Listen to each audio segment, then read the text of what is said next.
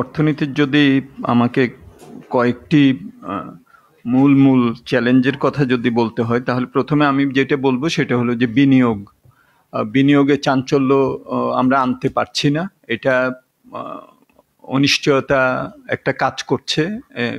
সেটা আমার মনে হয় যে আমরা বিডা একটা বড় কনফারেন্সও করলো, যেটা দরকার আছে যে সবাইকে জানানো যে আমাদের এখানে কি কি সুবিধা আমরা পাই, কিন্তু সেটা হলো necessary factor but not sufficient factor.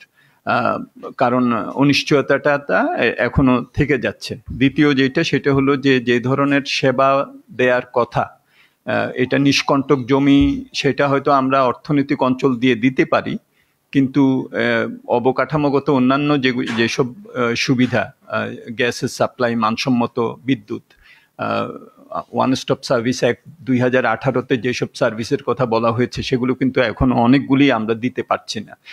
এটাই হলো মূল চ্যালেঞ্জ। কারণ আমাদের এখানে সাধারণ মানুষ গত কয়েক বছরের উচ্চ মূল্যস্ফীতির চাপে জীবন মানের অবনমন যেটা দেখেছে, সেটা থেকে বেরিয়ে আসার একমাত্র উপায় হলো শোভন কর্মসংস্থান সৃষ্টি করা। সেটা করতে গেলে বিনিয়োগে চাঞ্চল্য আনতে হবে, কিন্তু বিনিয়োগে চাঞ্চল্য আসছে না, একটা অনিশ্চয়তা আছে। আবার প্রাতিষ্ঠানিক যেসব সক্ষমতা বৃদ্ধি করা, সুশাসনের একজন প্রশ্ন করলেন যে আমরা অনেক বছর ধরেই বলছি যে স্বচ্ছতা, জবাবদিহিতা, স্পষ্টতা নিয়ে আসা, প্রাতিষ্ঠানিক সক্ষমতা বৃদ্ধি করা।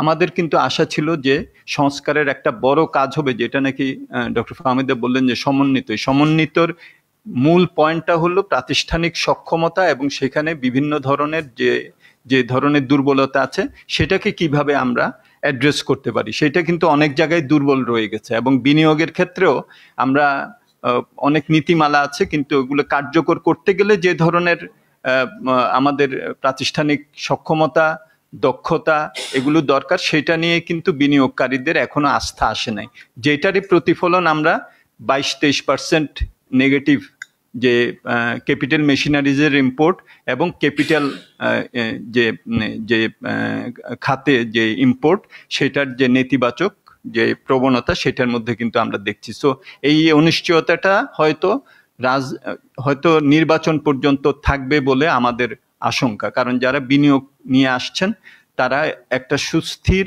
মধ্যমেয়াদী একটা পরিকল্পনা তাদের কিন্তু থাকে, সেটা তারা এখনো পর্যন্ত সেটাতে তারা নিশ্চিত হতে পারছেন না। সুতরাং নীতিমালা এবং সংস্কার এগুলো হয়তো পরবর্তীতে আমাদের জন্য ইতিবাচক প্রভাব রাখবে, সেটা অস্বীকার করা যাবে না। ব্যাংকিং সেক্টর একটা বড় আমাদের দুর্বলতার এবং জায়গা ছিল। এখানে যে সংস্কারগুলি করা হচ্ছে, সেই সংস্কার কেবলমাত্র ব্যাংকিং সেক্টর না, এইটার প্রতিফলন হবে হলো ইন্টারেস্ট রেটের উপরে।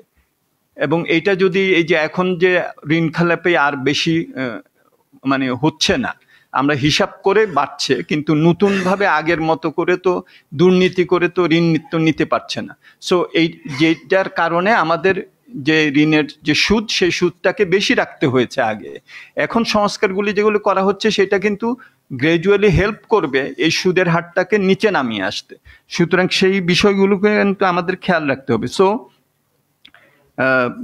যেটা নাকি প্রশ্নটা খুবই ভালো, যে মূল চ্যালেঞ্জ কি, আমার মনে হয় যে বিনিয়োগের চাঞ্চল্য এনে কর্মসংস্থান সৃষ্টি এবং জীবন মান উন্নত করা, এটাই হলো সবচেয়ে বড় এখন।